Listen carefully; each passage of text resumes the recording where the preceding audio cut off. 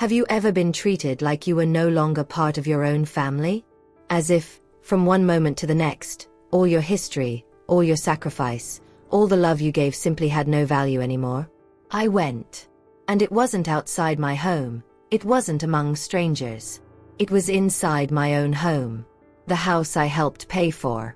The house where I cared for them, day after day, even when my body cried out for rest. The house where I prepared birthdays, bandages, hugs, and prayers. It was there that I was served. In the laundry tub. While my son and his wife were eating filet mignon at the table with their guests, they handed me a plastic plate with reheated rice and a piece of cold chicken, and said it would be better if I ate it outside, out of the way. Outside was the service area. At the time, I couldn't even react. My hands were shaking. My throat was tight. I could only hold the plate carefully, looking around, trying to figure out if this was real. And it was. They weren't kidding. My daughter-in-law didn't even look up from her phone. My son just mumbled something like, "It's just for today, Mom," and went back to smiling at the guests. Have you ever been there? Have you ever felt your chest fill with shame and anger, all at the same time, but with nowhere to run? It's as if all the love you gave has been erased. As if age, wrinkles, and pain have turned you into a burden. I sat there, on the stool next to the washing machine, and ate in silence. And it was in this silence that I began to remember everything. From sleepless nights, to the teeth I neglected to pay for my son's school supplies. The times I walked in the rain so I wouldn't miss work and could guarantee he would have milk the next day. The time I sold my wedding ring to buy him the Christmas present he wanted. It is in these moments that memory comes back like a cruel film. And in that film, I realized something. I was no longer seen as a mother. I was just an old piece of furniture, left in the corner. But at that moment, as I chewed that cold food, a strange force took hold of me. It wasn't anger.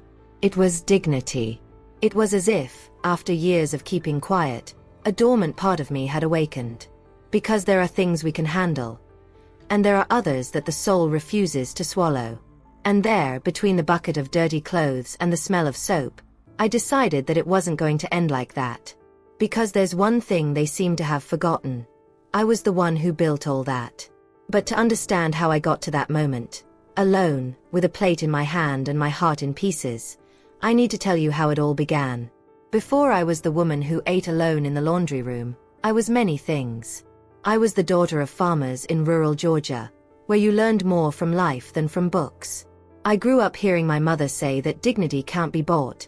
It's built, one action at a time. Perhaps that's why I clung so tightly to the idea of being righteous, of caring for others, of doing everything in my power to give my son a better life. His name is Robert. I raised him alone, ever since his father walked out that door with a suitcase in his hand and never came back. At the time, I worked as a seamstress in a small neighborhood shop. The shifts were long, and my fingers were scarred from needles and fatigue, but every time I picked up the fabric, I remembered why. It was for him. For Robert. The first time he called me the strongest woman in the world, he must have been about 8 years old. He'd spilled milk on the carpet and was so desperate he started crying. I knelt down, cleaned the floor, and hugged him as if nothing else mattered. "Mom, you are strong. You always fix everything." Those words stayed with me. They were the ones that got me out of bed even when my body screamed for rest. For 38 years, I sewed stories into fabric. I saved penny by penny to pay for that house, brick by brick. The house where he grew up. Where he learned to walk, talk, tie his shoes. Where I put little notes in his lunchbox with encouraging phrases and a heart drawn in red pen. Small things, but to me they meant everything.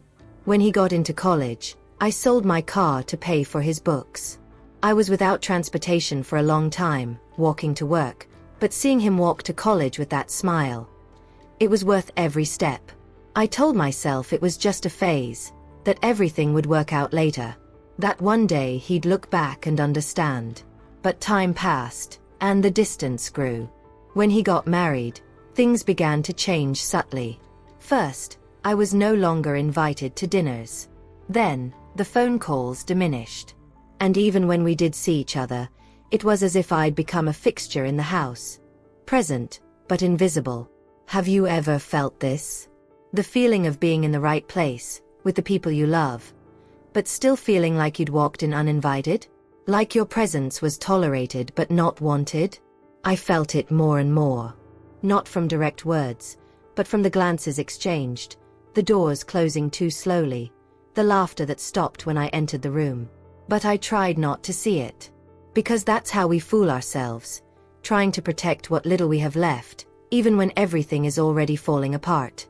I baked cakes that no one ate, bought gifts that no one ever opened. And yet, I told myself it was okay. That maybe they were just busy. But deep down, I knew. The hidden truth was that I had become a living reminder of what they wanted to forget. The effort, the sacrifice, the humble origins. And that, for some people, is incredibly uncomfortable. When I look back today, I see how I silenced my own pain over the years. How I set aside my own voice, my own identity, to fit into a role they expected me to play. Someone who always says yes, who never complains, who is there to serve. And yet, with all this dedication, I never imagined that the day would come when I would be placed at the back of the house, as if I was no longer part of the family. But before you understand what led me to accept it for so long, and what finally made me wake up, you need to know the truth about how everything started to change, even if I hadn't realized it yet. When Amanda came into my son's life, I thought I was gaining a daughter. I baked a cake to welcome her at their first dinner, prepared the most beautiful tablecloth I had ever kept, the one embroidered with daisies my mother taught me to make. She smiled, thanked me, and was polite. But there was something in her gaze. A coldness camouflaged by friendliness, like someone smiling out of obligation, not affection. And that was when, without realizing it, a silent transformation began. Little by little, I stopped being invited to certain conversations. Simple things, like decisions about the house, where they were going to spend Christmas, or what the Sunday menu would be. There was always a "we think it's better this way," a "we'll decide now."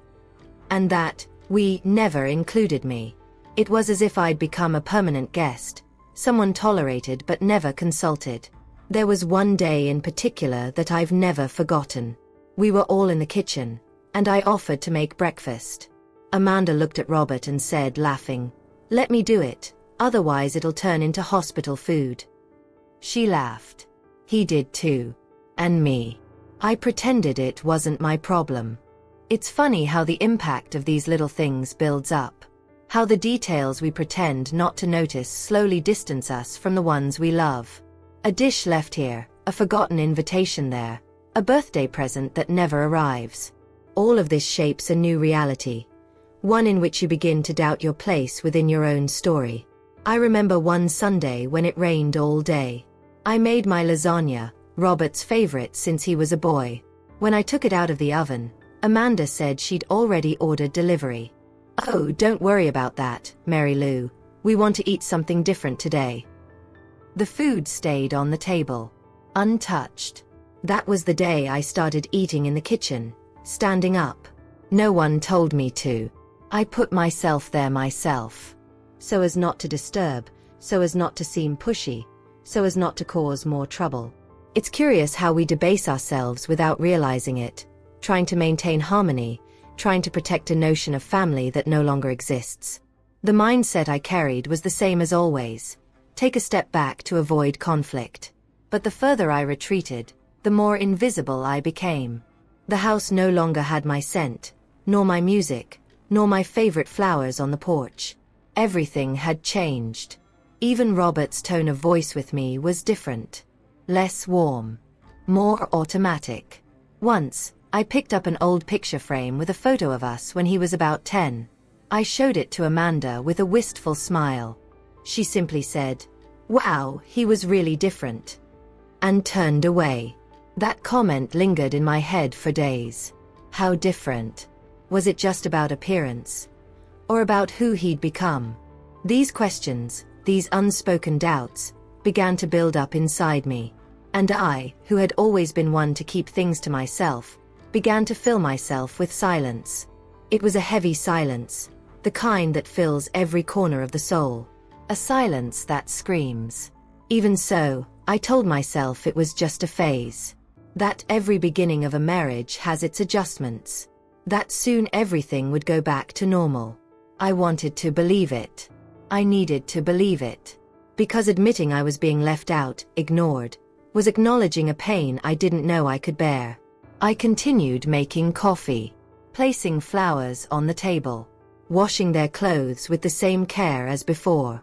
I tried to hold on to the small gestures, as if they could rescue some trace of the woman I was, the mother I always tried to be. But there was a hidden truth I still didn't want to face. I was no longer welcome there. I was merely tolerated.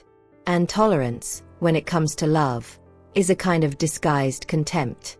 It wasn't until something very specific happened, a gesture so small, yet so painful, that I finally began to see what had been right under my nose all along. A revelation that, to this day, I can't shake. It was a Thursday night.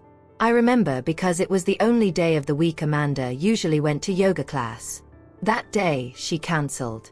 Robert came home from work early, called me into the living room, and said, "Mom, you're having dinner with us tonight."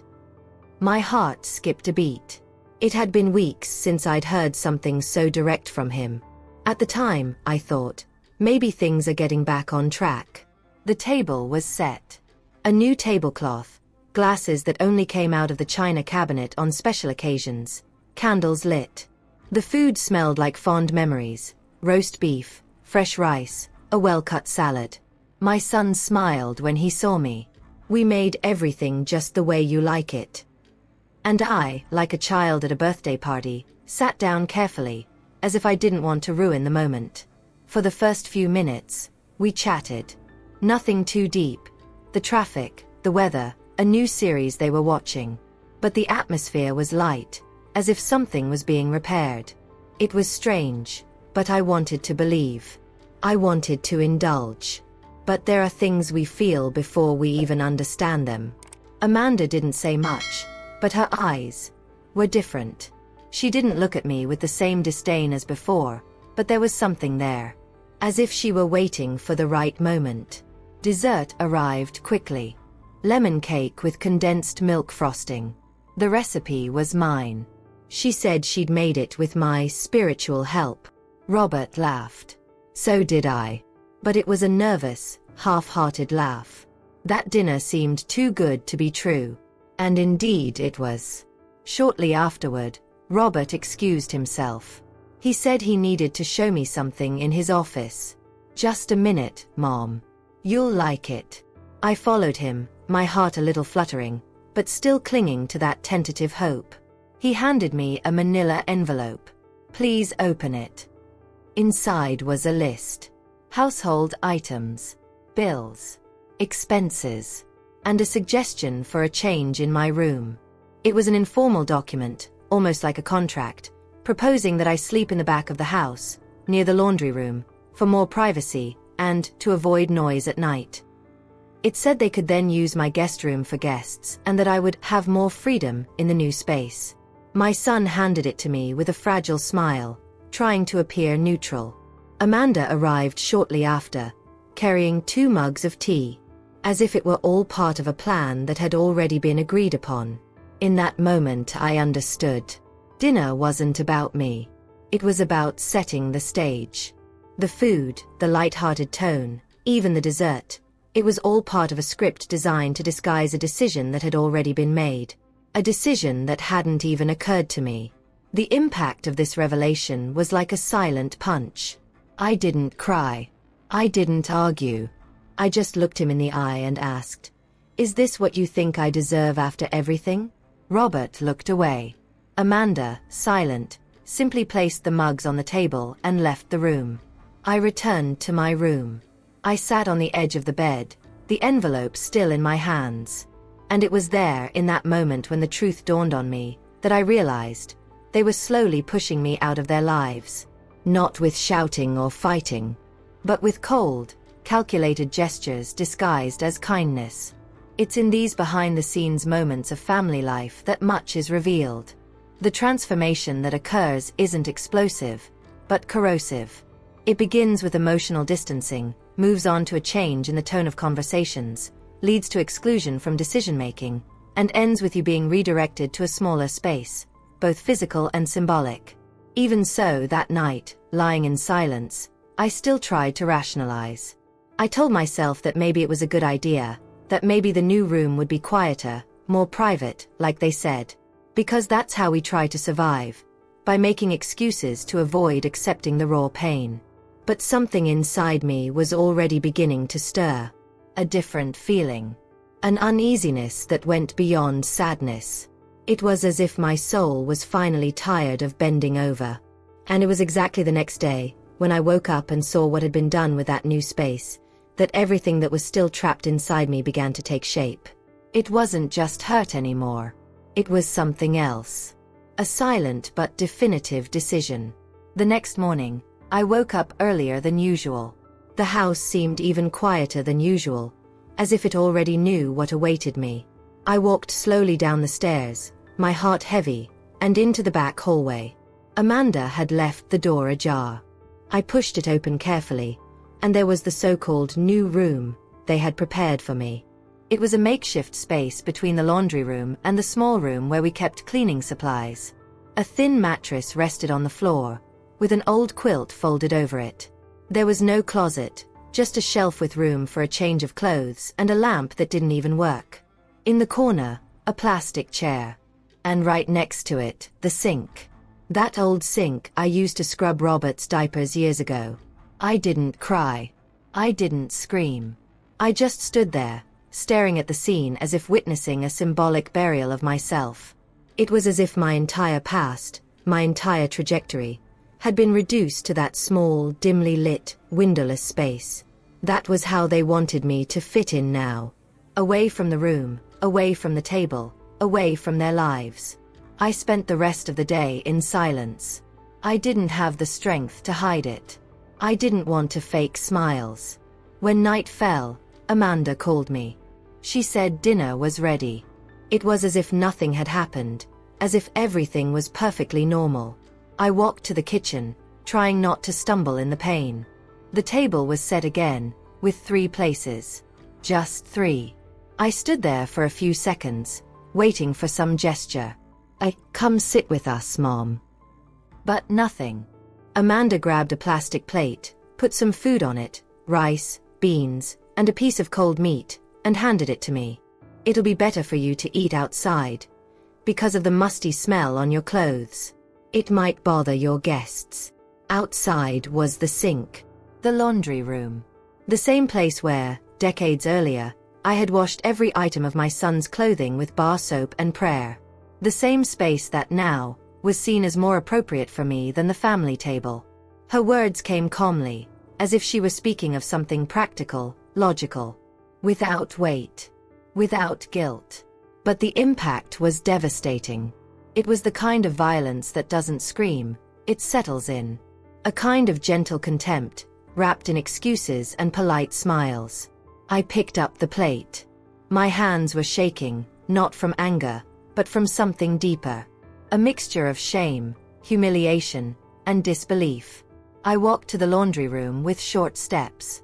I sat on the wooden stool next to the machine. The light was dim. The floor was still damp. I rested the plate on my lap and stood there, unsure where to begin. The food was cold. And inside me, everything felt cold too. What hurt most wasn't the plastic plate. It wasn't the place. It was the silence. Robert's lack of reaction. He saw me with the plate in my hand. He saw where I went. And he didn't say a word. Not a single one. It's strange how, in moments like these, we can see our own journey all at once. As if time were doubling. There I sat next to the tank, holding a tasteless plate. I saw myself washing clothes at 30, packing lunches at 40, helping with the first car at 50. Each phase of life resonated there in that small, stuffy, forgotten space. The hidden truth of it all was crueler than I cared to admit. I had become a burden. Invisible. Annoying. They didn't say it with words, but they made it clear with every gesture, every absence, every "it's better this way." There, in that solitude amidst the soap and dirty rags, I realized that what truly hurt me wasn't the act itself, but the naturalness with which it happened. As if it were normal. As if it were deserved. As if that were how things were supposed to be. And as I held that cold plate, something began to shift inside me. It wasn't a scream, nor an explosion. It was a kind of silent decision. A small flame that slowly lit, but which I knew wouldn't easily extinguish. A strange sensation, as if, for the first time in a long time, I was truly listening to myself. Because sometimes, the limit doesn't come with noise. It arrives in silence. It sets in when you realize you can no longer accept what you once silently swallowed. And at that exact moment, something began to form inside me. Something that didn't even have a name yet, but was already impossible to ignore. That night, as I still held the plastic plate in my lap and the sound of their laughter echoed from the living room, something inside me began to align differently. It was as if, after so many years of looking at everything through the lens of resignation, I was finally seeing clearly. A clarity that hurts, but liberates. You know when you realize you've spent your whole life waiting for recognition that never came? It was that kind of revelation. And with it came a strength I no longer knew existed within me. I left the plate on the dishwasher and stood up slowly. My knees creaked as always, but there was a new kind of firmness in my steps. I returned to my room, or rather, to the makeshift space they'd given me, and sat on the plastic chair Amanda had placed there, as if it were enough to spend the nights of one's old age. And as I looked around the damp, cramped space, my eyes fell on the only thing that was still truly mine inside. A wooden box, where I kept my documents.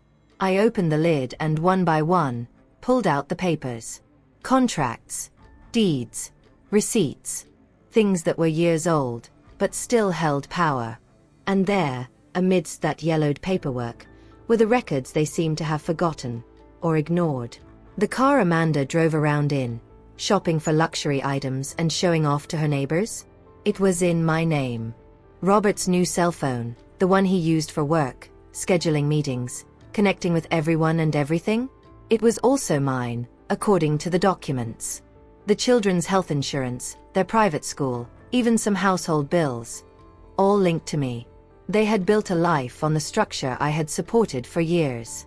And now, they wanted to reduce me to a dark, damp corner of the house, as if I were a mistake that needed to be hidden. This wasn't just unfair, it was a perverse irony. Because while I ate alone beside the tank, they enjoyed a comfort that existed because of my story. It was at that moment that the transformation began. And I'm not talking about an outward change. I didn't change my tone of voice. I didn't alter my posture. But something inside me shifted. My mindset shifted. I would no longer accept the role of spectator in my own life. Because, somehow, I had forgotten that I was still in control of many things. And when we remember that, everything starts to change. I spent the night awake. Not out of sadness, but out of strategy. I began mentally listing every item, every connection, every detail that still gave me room for decision. Not as a form of revenge, but as an act of reconnecting with who I had been for decades. A woman who built with effort, who planned, who cared, and who, above all, knew the value of what she had. I kept thinking about how easy it is to forget where things come from. How, in the comfort of the present, people erase the backstory of the journey. Robert grew up believing the world was a safe place, that everything would always be in its place. But he could only live like this because, behind that security, there was a mother who did everything she could to make sure nothing was missing. And now, he thought he could rearrange everything, reposition me like moving furniture, without even looking back. But in that early morning silence, surrounded by the papers of my own story, I made a decision. I wouldn't scream. I wouldn't confront. I wouldn't demand to be heard. I would act. Calmly, gracefully, and with the kind of firmness only those who have lived a long life can possess. Because I knew that, in the end, it wasn't about making noise. It was about taking back control. And that's exactly what I began to do in the following days. Piece by piece, moving everything I still had in my hands. A silent but decisive reconfiguration. Because sometimes, The real change happens far from the eyes of those who scorned you. It's born behind the scenes, in the invisible. And that's precisely where the strength no one expects resides. In the days that followed, I remained silent, but never so attentive. I began to observe the movements of the house as if studying a map. Every action, every word, every absence said more than any speech. And, little by little, I reorganized everything internally. My decisions, my limits, my perception of value. Because when you understand how much you tolerated to keep others comfortable, you begin to realize the price you paid for their peace. At that point in my journey, everything was still silent on the outside. But inside, it was as if the pieces were falling into place for the first time in a long time. A kind of emotional release that made no noise, but gave me a new kind of peace. The kind that comes when we finally choose to care for our own story with the same dedication we showed for others. And if, in some way, this story is also moving you, if something in this journey reminded you of something you've experienced, heard, or even kept quiet about, share it here in the comments. Talk to me. Because this space we're building here isn't just mine, it's ours. It's where stories like this are given a voice. It's where we truly listen to each other, without judgment. Your participation here is what keeps this channel alive. When you comment, like, or subscribe, you're saying, "This matters." And when something matters to you, YouTube understands it can show it to others who might need to hear that exact message. So, if this content touched a raw nerve or sparked a light within you, hit that like button. And if you want to continue walking with me through these stories that are so often hidden in the corners of life, subscribe. Because there's still so much to be said. So much truth yet to be revealed. But in that moment, still sitting with the documents in hand, I knew that what lay ahead would require more than strategy. It would require courage. And that was exactly what was beginning to blossom within me. The next day, the sun hadn't even fully risen when I was already awake. I barely slept that night. My head was spinning like a whirlwind, but for the first time in a long time, it wasn't confusion. It was clarity. A clarity that came with a strange calm, as if I'd finally understood that I no longer needed to beg for space where there was no love. I spent the morning in silence, organizing a few of my things, folding clothes more delicately than usual. It wasn't about aesthetics. It was about honor. The same honor they tried to take from me with a plastic plate and a dark corner of the house. But there was something about that day that no longer matched their expectations. The woman who emerged from the laundromat that morning wasn't the same as before. She had rediscovered something she should never have lost: the right to speak out. I waited for lunch to be ready. Amanda was in the kitchen, as always, acting as if everything was in perfect order. Robert arrived around noon, with the kids running after him. They were both laughing, talking loudly, full of weekend plans. The table was set again with 3 places. I watched every movement, every detail. And then, at exactly the right moment, I did what no one had ever imagined I would do. With firm steps, I walked to the dining room and pulled out the chair at the head of the table. I sat there, saying nothing at first. They looked at me in surprise, as if I'd invaded sacred territory. Amanda forced a smile, the kind that doesn't quite reach the eyes. Robert hesitated, as if waiting for someone else to say something first. But at that moment, no one had more control than me. I looked them straight in the eye, one by one. Not with anger, with truth. With everything that had been building up in silence for years. And then, without raising my voice, without dramatizing, I said, "If I'm not fit to eat here, you're not fit to live here either." The impact was immediate. The table, which seconds before had been filled with sounds and smiles, plunged into a thick silence. Amanda stood still, her fork suspended in midair. Robert lowered his eyes. I remained standing there, firm. I didn't need to shout. The power of the words came from what they carried behind them. The journey, the sacrifices, the hidden truth that had been stifled for so long within the walls of that house. This house bears my name. Every piece of it was built with my hands, my sleepless nights, my tired body. Everything here was held together by me. And now you think you can isolate me as if I were a nuisance." I continued, unhurriedly. Each word carried a story, a reminder, a warning. Because this wasn't just a conversation, it was a return of what was given without recognition. It was the embodiment of the law of return, not as revenge, but as balance. They hadn't expected this. They were used to Mary Lou, who lowered her head, the one who gave in, the one who kept quiet. But that Mary Lou was gone.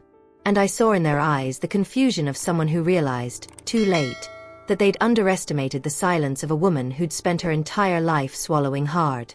I said that from that day forward, everything would change. That the house, the assets, the documents, the bonds, everything would be reviewed. Not because I wanted to harm them, but because I needed to protect myself. I needed to remind myself every day that I still had power over my own life, that I could still make decisions, that I was still the master of my own story. Amanda tried to argue. She spoke of a misunderstanding, of exaggeration. She said it was just a phase. Robert remained silent, perhaps because, deep down, he knew it wasn't an exaggeration, that it had all been built gradually, through the sum of small choices, all made by them. And there, while they digested those words like someone swallowing something too bitter to accept, I remained at the head of the table. Not to cause confrontation, but to reclaim a place that should never have been taken from me. The place of the one who built everything with love, and who now consciously chose to rewrite the next chapters of her own story. And in that uncomfortable silence that filled the room, something became clear even to them. I was no longer a fragile presence. I was the root, the foundation. And a foundation, when strengthened, can sustain or crumble everything around it. And it was precisely at this point in the journey that something unexpected happened, something that would change the course of everything, in a way not even I could have foreseen. It was difficult to leave. Not because of the place itself, but because of what it represented.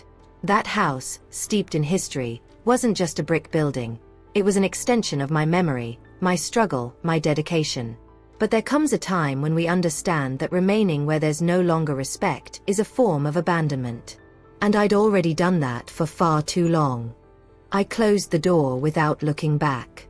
I had left behind everything that no longer served me. The forced silence, the absence disguised as routine, the careless love. I packed my things, just the essentials, and went to my sister's house in Savannah. She welcomed me as if she'd been waiting for this moment for years. She said her home had always had room for me, and for who I truly was. For the first week, I barely spoke. It was as if my body was still trapped in what was left. I felt light, yet confused. Free, yet wounded. The transition wasn't just geographical. It was emotional. It was like emerging from an invisible captivity and relearning to walk on solid ground. The first few days were filled with silence, but little by little, I found my voice again. I started fiddling with my yarn, my crochet skeins, and the needles that had been stored in a box for years. I remembered how calming that was.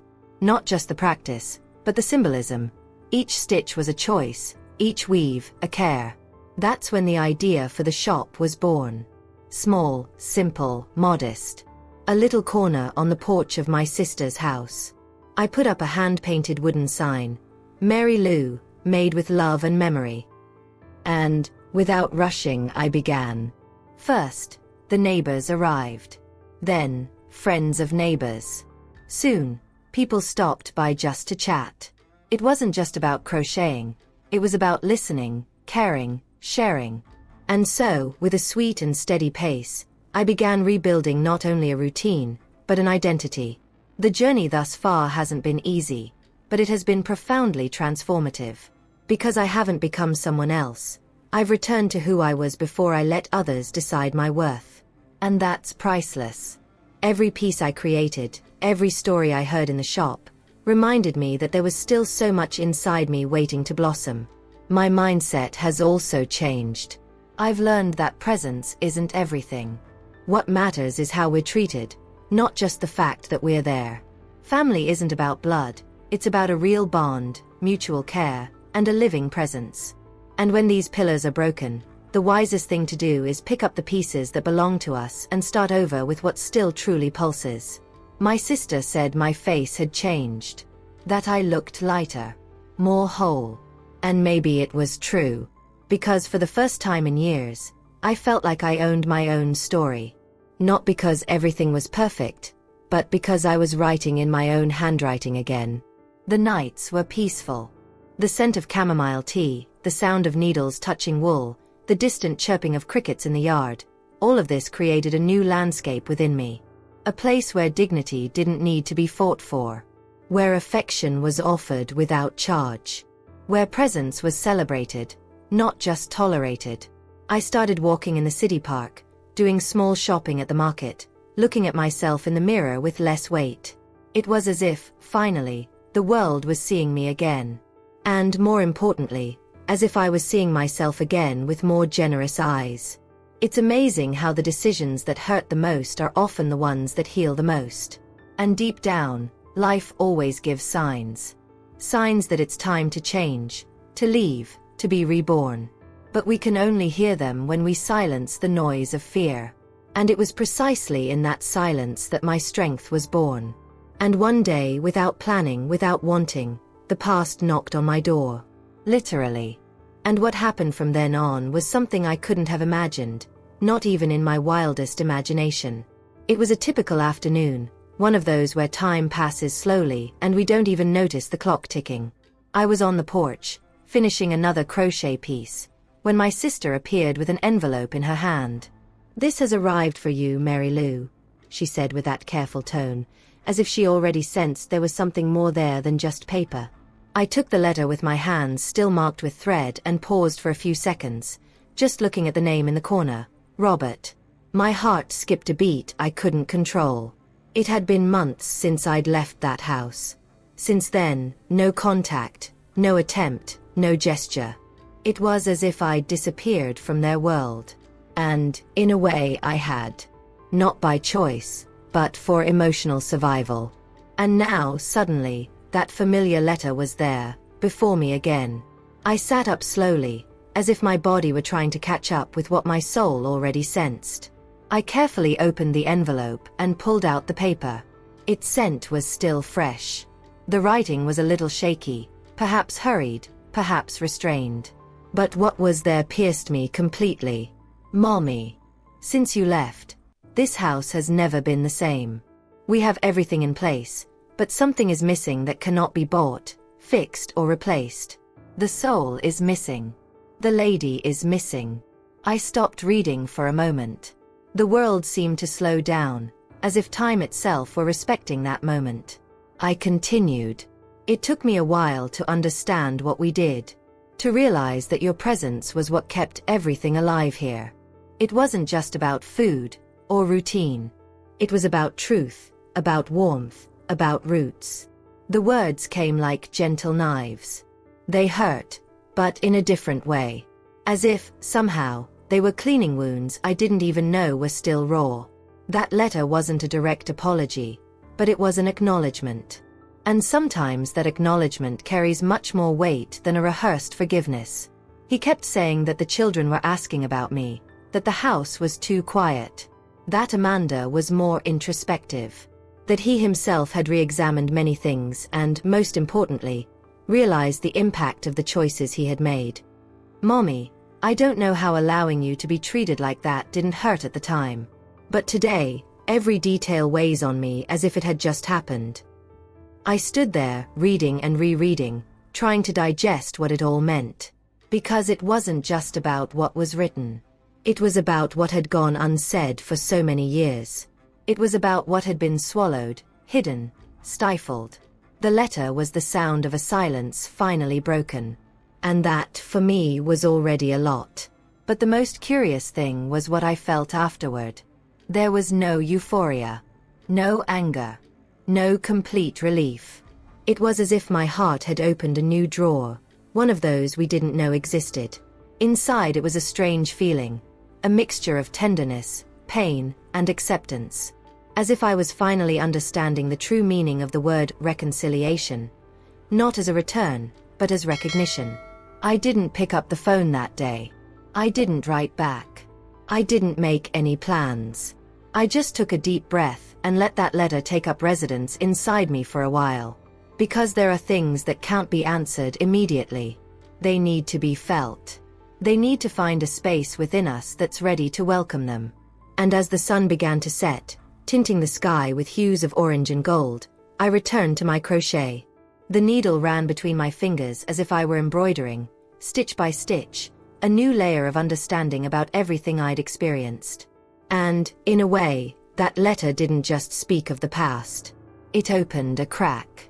A kind of invisible bridge between what was and what could become. A bridge that, though still distant, was already beginning to form on the fertile ground of truth finally spoken. A few days after the letter, I sat with my sister on the porch, as we did every afternoon, and read aloud what Robert had written. She listened to me silently, with that look only someone who truly knows you has. When I finished, she took a deep breath and said, "He finally saw." And those 3 words echoed within me for hours. Because, yes, maybe he saw. Seen what I was, what I represent, what I mean, not just as a mother, but as a woman, as a person, as a living root of his story. That letter didn't change what had happened, but it shed light on what had long lain in the shadows. It wasn't about erasing what had been done, nor about starting over as if nothing had happened. What it offered me was something rarer, the chance to be recognized. To have my worth recognized. To be seen, after years of being merely a useful but forgotten presence. And it was at that point that a major internal shift took place. Because until then, for much of my life, I'd confused silence with strength. I thought being strong meant swallowing everything, staying strong even when hurt, pretending it didn't hurt just to keep the family together. But I understood, perhaps too late, that true strength is knowing the right moment to say enough. And, above all, maintaining that enough even when it tears you apart. Today I live with much less than I once had, but I am much more whole than I ever was. I have my freedom back, my time, my name, my space. I can sleep peacefully again. I can love the woman I see in the mirror again. And most importantly, I can decide who enters and leaves my life again, not out of spite, but out of self-respect. The truth is, love doesn't justify everything. It doesn't sustain everything. It doesn't solve everything. Love is beautiful, but it needs to be accompanied by respect, real presence, and concrete care. And when it comes empty, when it's just words spoken without action, it becomes a burden. It becomes an illusion. It becomes pain. And if there's one thing I've learned, and that you might need to hear too, it's that respect can't be begged for. It can't be begged for. Respect is imposed with posture, with choices, with the right silence at the right time, and with firm speech when you can't take it anymore. This journey has revealed many hidden truths to me. It has made me reconsider how I gave myself, how I remained silent, how I erased myself to fit into a place never meant for me. But, above all, it has shown me that there is always time to start over, even if it's late, even if it's from scratch, even if you think you no longer have the strength. Because starting over is a right, not a luxury. And if anything in this story touched you, if at any point you too felt like you were nullified, ignored, and lost your shine just to keep others comfortable, I want to tell you, you are not alone. There is a legion of women who, in silence, carry similar pain. But there is also a movement of recovery, of reconstruction, of healing. So if you've also been disrespected by someone who created you with so much love, comment here. I don't accept it anymore. Because when we write this, it's not just a comment. It's a statement. It's a decision. And every word you say here makes this space grow, strengthens, and reaches more people who need to hear that they deserve more. Like this video if this story touched your heart in any way. When you like, you're saying this kind of content matters. And when you subscribe, you help me continue sharing stories like this, which often remain hidden deep within our souls. Real stories, from real people, that deserve to be heard. And believe me, there's still more to be said. Because history, even after this entire journey, still had one last surprise in store for me. One of those surprises life holds to show that emotional justice exists, even if it arrives slowly, even if it comes unexpectedly. If you've made it this far, I can only thank you for listening, for your presence, for walking this story with me until the end. I know it wasn't easy, but it was real. And sometimes, all we need is to hear something that truly makes sense, that speaks to what we feel but can't quite put into words. If at any point in this video you saw yourself, if you felt this story touched something deep inside you, subscribe to the channel. We continue building this space together, with stories that don't air on TV, but that live in the hearts of many people out there. Oh, and tell me in the comments if you stayed until the end. Right. I'm with you until the end. This phrase, for me, is like a silent hug. A way to know that we're truly together on this journey. And of course, leave a like on the video if this content made you reflect. It's a simple gesture, but it really helps this channel continue to bring you stories with truth, soul, and meaning. There's a video right here that complements everything we talked about today. Click and continue with me there. The conversation isn't over yet.